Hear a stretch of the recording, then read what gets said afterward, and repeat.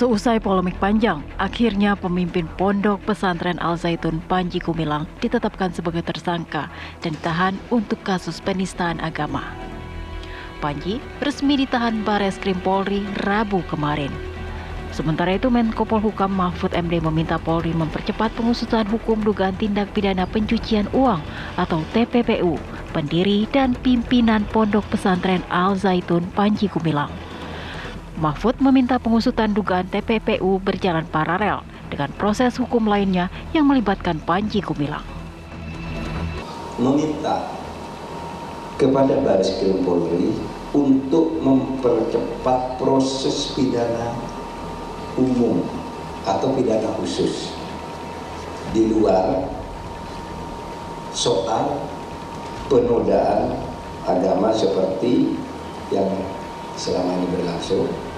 Yang perlu diperhatikan oleh Bareskrim Polri adalah laporan tindak pidana umum atau tindak pidana khusus. Tindak pidana khusus itu misalnya pencucian uang. Kalau tindak pidana umum itu misalnya pemalsuan, penggelapan, pencaplokan, dan macam-macam lah transaksi. Ada juga tindak pidana khusus selain pencucian uang, korupsi barangkali karena menyangkut penyalahgunaan dana negara, supaya itu dipercepat paralel dengan yang sekarang sedang berjalan. Karena kasus ini bukan semata kasus penistaan agama seperti yang sekarang berlangsung, tetapi juga ada laporan-laporan lain yang bukti-bukti awalnya sudah diserahkan oleh PPATK dan oleh sumber lain dari masyarakat. Saya kira itu saja yang bisa saya sampaikan dalam kesempatan ini terkait Al Zaitun. Saya harap teman-teman di Al Zaitun sana mendengar bahwa Anda terus berjalan sebagai pesantren, terus mengajar, terus mengaji yang ngaji itu, dan itu di bawah jaminan pemerintah. Dari hasil koordinasi dan analisa transaksi tersebut didapat dugaan penyalahgunaan yang berindikasi tindak pidana terkait yayasan, tindak pidana penggelapan, tindak pidana korupsi dana BOS, hingga tindak pidana terkait penyalahgunaan dalam pengelolaan zakat oleh saudara PG. Seperti diketahui, tak hanya dugaan kasus penistaan agama, kini Bareskrim Polri juga menangani dugaan tindak pidana pencucian uang yang turut menyeret Panji. Dugaan TPPU Panji Gumilang diusut setelah Pusat Pelaporan Analisa Transaksi Keuangan PPATK mencurigai total transaksi rekening Panji dan koleganya yang mencapai 15 triliun rupiah. Menurut Brigadir Jenderal Ahmad Ramadan, dalam konferensi pers Kamis 3 Agustus lalu, Panji Gumilang akan dimintai klarifikasi oleh penyidik Bareskrim terkait dugaan tindak pidana pencucian uang pada Senin pekan depan. Lantas, akankah Panji Gumilang bakal menyandang dua status tersangka sekaligus, penistaan agama dan TPPU? Tim TV One mengabarkan.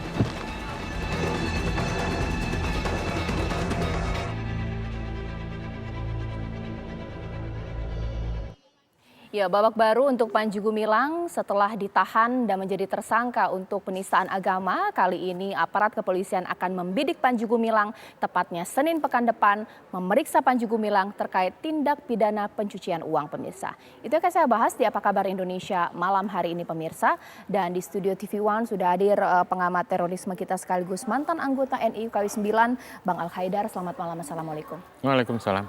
Bang, saya juga sudah tersambung dengan kuasa hukum Pondok Pesantren Al Zaitun. Sekali lagi saya tegaskan, kuasa hukum Pondok Pesantren Al Zaitun, Bang Mario Huta Barat. Selamat malam, Bang Mario. Malam, Mbak Caca. Ya, Bang Mario, mungkin saya ingin minta komentarnya dulu ini sebagai kuasa hukum yayasan atau mungkin juga Pondok Pesantren Al Zaitun. Panji Gumilang Senin akan diperiksa terkait TPPU. Kita tahu bahwa ada pasti kaitannya dengan pondok pesantren, mengingat ada rekening yang kemudian bertransaksi, rekening yayasan, rekening Panji Gumilang. Bagaimana tanggapannya?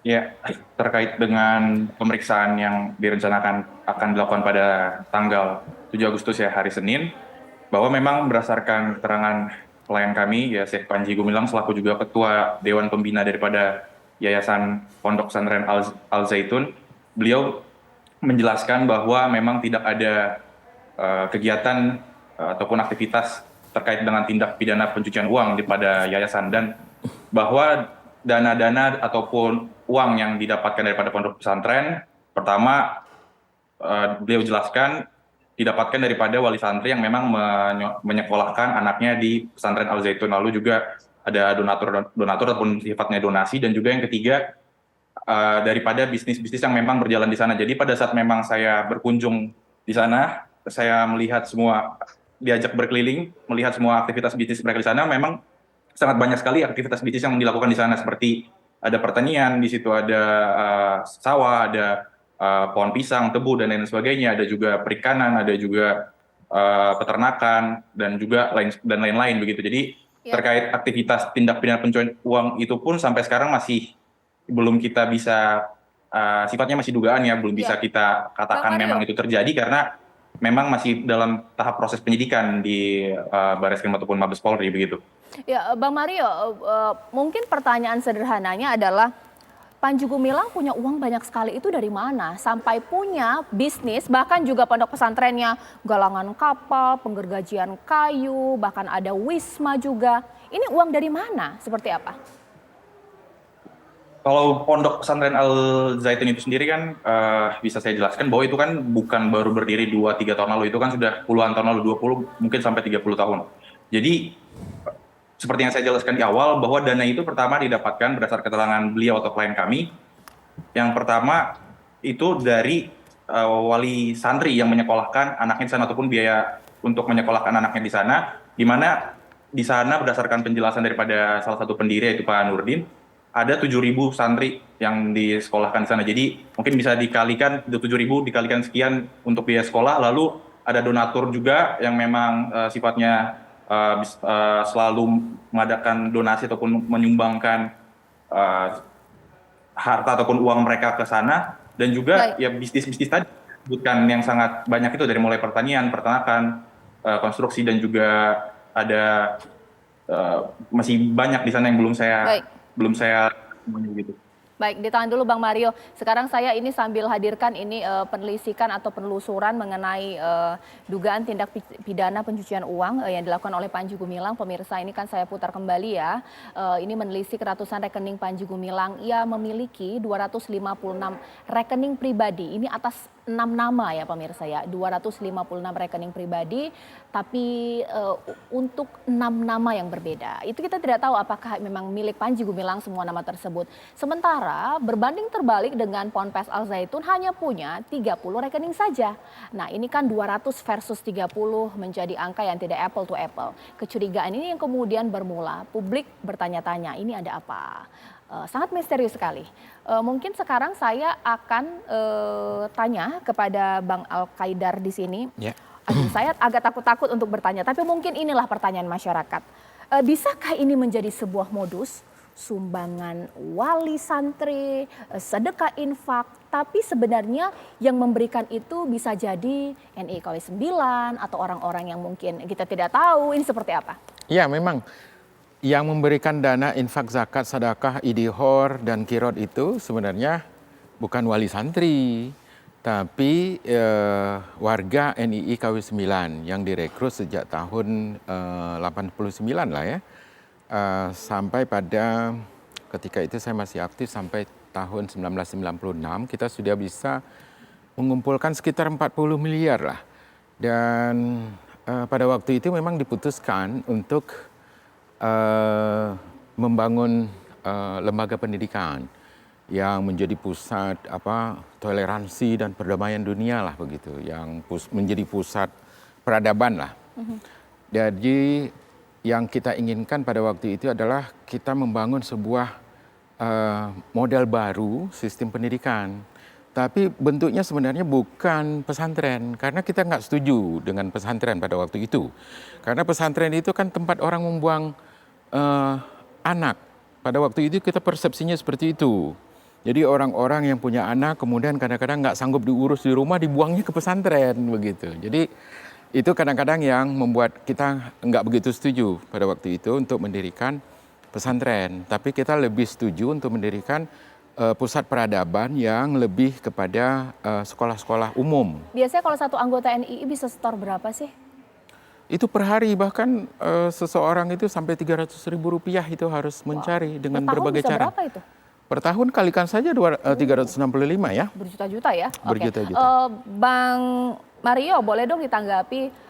Ada pandangan dari Bang Al-Qaeda di sini sebagai pengamat terorisme dan juga mantan anggota NII. Ini modus lama, ini setoran dari anggota NII. Tanggapannya dong?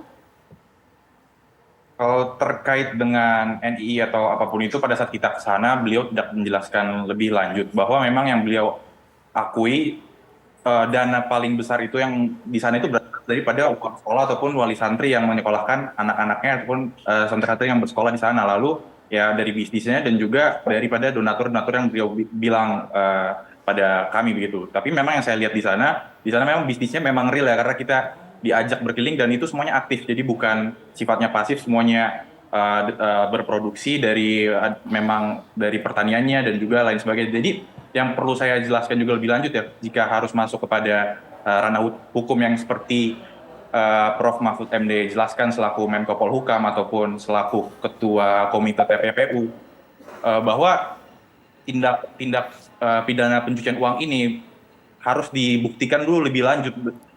Itu kan harus dinyatakan bahwa uang itu asalnya dari mana, apakah ini asalnya tidak jelas atau kedua disamarkan, itu di mana tindak uang hasil daripada tindak pidana ataupun uang yang ilegal dicampur ataupun disatu padukan dengan uang yang legal gitu. Jadi itulah yang memang nantinya tugas daripada penyidik untuk melakukan Bang Mario.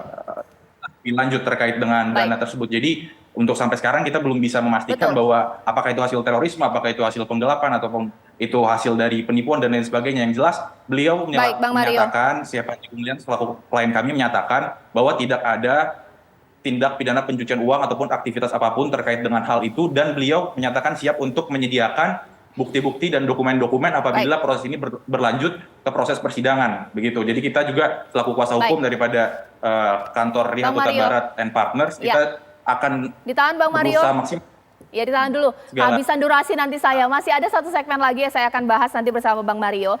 Benar, azas praduga tidak bersalah harus kita kedepankan untuk Panji Gumilang bahkan juga Pondok Pesantren Al Zaitun. Tapi saat lagi saya akan berbincang dengan mantan Kepala PPATK yang pasti sudah malang melintang dengan modus apapun meskipun berdalih mengingat 256 rekening untuk satu orang. Masuk akal tidak ya? Sesaat lagi. Ya, sekarang saya akan berbincang dengan Pak Yunus Hussein yang merupakan mantan Kepala PPATK. Selamat malam, Assalamualaikum Pak Yunus. Selamat malam, Waalaikumsalam warahmatullahi wabarakatuh. Ya Pak Yunus. Gimana kabarnya? Ya, sebagai mantan Kepala PPATK pasti Bapak terbiasa untuk menangani kasus TPPU. Bagaimana kemudian bisa ditelusuri apakah benar ada TPPU, uang dari mana, diperuntukkan untuk apa? Mengingat saat ini keterangannya kan baru 256 rekening Panji Gumilang, 30 milik yayasan. Seperti apa Pak Yunus?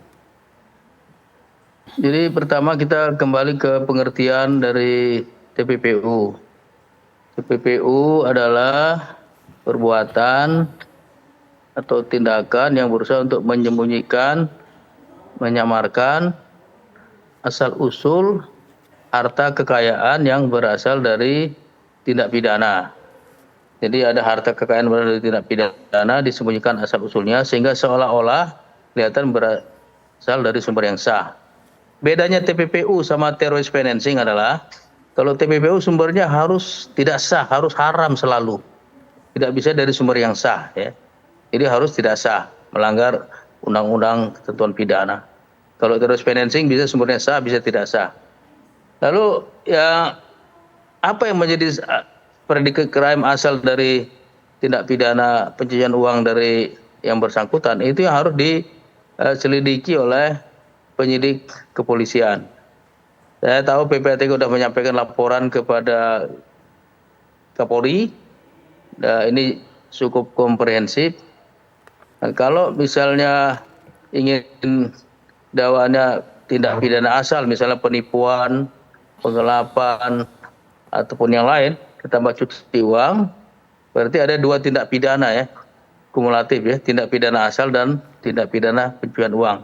Kalau penyidik kepolisian menemukan adanya TPPU pada waktu menyidik tindak pidana asal, misalnya menyidik penggelapan atau penipuan, Maka menurut pasal 75 Undang-Undang 8 2010 tentang TPPU, penyidik kepolisian harus menggabungkan keduanya, menggabungkan dan melaporkan kepada PPATK. Kenapa harus digabungkan? Karena sesuai dengan prinsip peradilan cepat, sederhana, dan biaya ringan. Dan pada waktu nanti dibawa ke pengadilan, lebih aman dibandingkan kalau dipisah. Karena kalau dipisah nanti kalau faktanya sama bisa diserang dengan nebis in idem ya. Baik. Satu kasus kok 2 kali diajukan Ya. gitu. Itu pasal 75 mewajibkan digabungkan, pidana Baik. asal dan cuci uang itu harus digabungkan. Ya. Oke, ditahan dulu Pak Yunus, mungkin sekarang saya ke Bang Al-Qaidar. Sewaktu di NII dulu, apakah menggunakan modus seperti ini, bikin rekening yang banyak supaya transaksi disamarkan, seperti apa? Iya betul. Ya Panji Gumilang itu sendiri itu membuat banyak rekening-rekening ya. Kita juga itu yang pejabat-pejabat di tingkat desa, Musa, Ibrahim, Soleh, kemudian Nuh ya, atau gubernur ya. Itu juga memiliki rekening-rekening atas nama bukan nama asli. Jadi ada semacam intention untuk membuat illicit flow. Illicit flow itu dalam antropologi itu disebut sebagai intention untuk melakukan tindakan-tindakan yang bersifat kriminal ya, yang melawan hukum.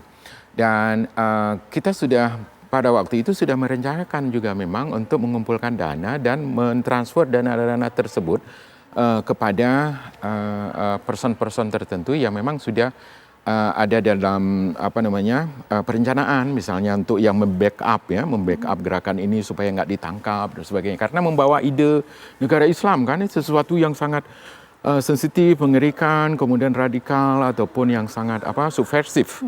Dan itu kan harus di backup oleh katakanlah struktur atau pejabat-pejabat intelijen dan sebagainya. Oke, Bang Mario, boleh ditanggapi apa mungkin yang bisa dijawab oleh Bang Mario? Lantas kenapa Panji Gumilang sampai punya rekening 256 rekening? Karena biasanya rekening banyak digunakan untuk menyamarkan, menyembunyikan tindak pidana atau uang yang tidak sah menjadi seakan-akan sah. Seperti apa? Ya, kalau terkait dengan jumlah rekening ataupun perputaran dana yang ada di Pondok Pesantren Al Zaitun itu kan berdasarkan keterangan daripada Prof. Mahfud MD selaku Kemenko Polhukam ataupun Komite TPPU ya.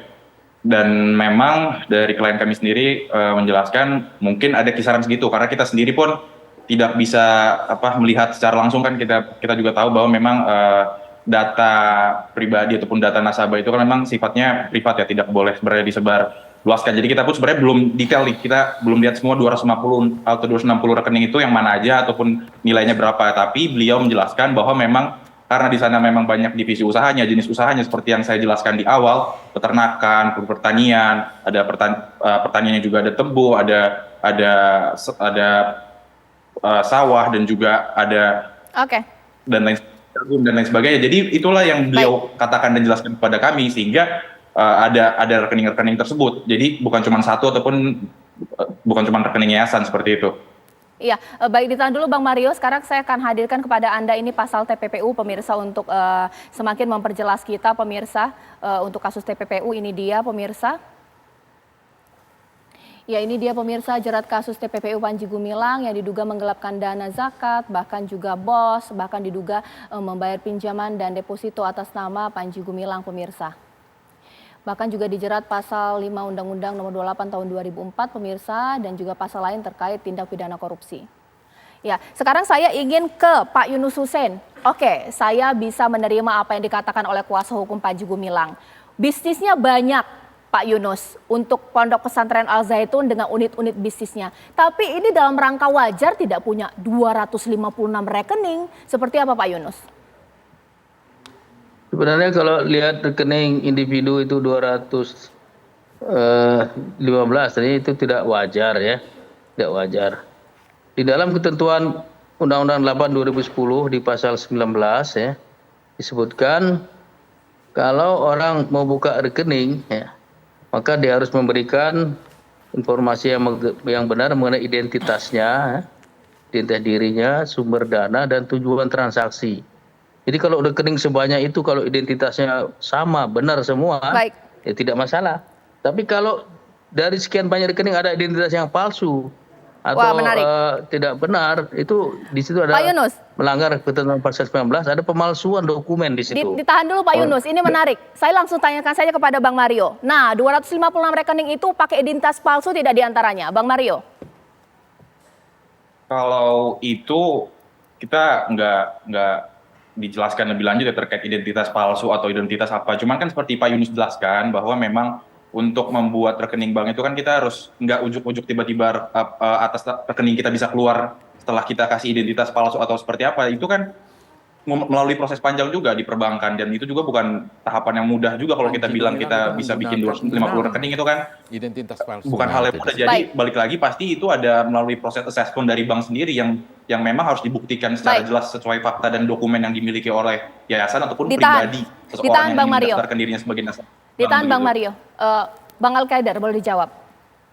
Ya, Panji Gumilang itu menggunakan 6 identitas palsu. Berarti ada KTP-nya? Iya, ada Abu Toto, Abu Ma'arik, ada KTP-nya juga. Kemudian ada Abdul Salam, Abdul Rashid, macam-macam itu. Jadi Panji Gumilang kemudian namanya. Jadi ada 6 identitas palsu yang memang dipakai ya.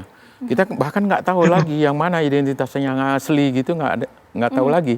Dan ini saya kira ini adalah tindakan yang sudah mengarah kepada illicit flow tadi, bahwa ada niat-niat untuk melakukan tindakan-tindakan untuk penggelapan, pengelabuan, ataupun penipuan dan sebagainya. Terakhir ke Pak Yunus. Pak Yunus, bisa tidak bahwa dari kasus ini kemudian aparat kepolisian juga bisa menggali lebih dalam siapa yang kemudian menyetor uang tersebut, digunakan untuk apa, bisa jadi pengembangan sebesar apa dugaan NII KW9 ada di Indonesia, seperti apa Pak Yunus? Jadi sebenarnya kalau dia pakai rekening ya, walaupun melanggar tadi palsu identitasnya, ada yang 5 palsu, sebenarnya melalui rekening itu gampang ditelusuri, karena rekening itu ada catatan, ada jejaknya, ada paper trailnya. Justru kalau tunai yang susah ditelusuri, karena kalau tunai itu dia anonimus ya. Anonimus itu tidak ada catatan, tidak ada jejak, tidak ada paper trailnya ya. Kalau memang sumbernya itu berasal dari sumbangan anggota NI segala macam ya. Lihat dulu sumbangan dalam rangka apa ya. Kalau terkait dengan organisasi terlarang atau terkait dengan kegiatan terorisme, kalau dia menyumbang ke 3 hal yang dilarang, kalau teroris financing, pertama menyumbang kepada teroris, manusia teroris. Yang kedua, menyumbang kepada organisasi terorisme. Yang ketiga, menyumbang kepada kegiatan terorisme itu sendiri. Itu diatur di Undang-Undang Teroris Financing. Selain ada Undang-Undang Terorisme sendiri lagi ya, tahun 2002 ya. Nah, untuk memeriksa apakah ini cuci uang apa enggak, polisi bisa melakukan penyelidikan ya. Sudah ada laporan awal dari PPATK, hasil analisis ya. Polisi dalam penyelidikan mencari bukti permulaan yang cukup. Minimal ada 2 alat bukti sesuai dengan pasal-pasal yang didakwakan tadi. Kalau udah ada 2 alat bukti dari masing-masing unsur itu, berarti sudah ada tindak pidana TPPU dan sudah ada calon tersangkanya. Sudah naik ke penyidikan. Ini harus dilakukan oleh kepolisian. Baik, Pak Yunus. Cuma tadi saya lihat pasal yang ditayangkan tadi tidak ada pasal TPPU-nya sama sekali tadi. Harus saya tambahkan ya Pak, mohon maaf Pak Yunus. Agak sedikit kurang, ya tidak mengapa. Pak Yunus terima kasih banyak, Bang Mario terima kasih banyak juga atas waktunya, Bang Al-Qaedar terima kasih banyak. Kita tunggu nanti pemirsa Senin akan dipanggil atau diperiksa oleh Barreskrim Polri untuk TPPU pemirsa. Meskipun saat ini Panji Gumilang memang sudah disangkakan untuk pasal penodaan agama atau penistaan agama. Terima kasih Bapak-Bapak.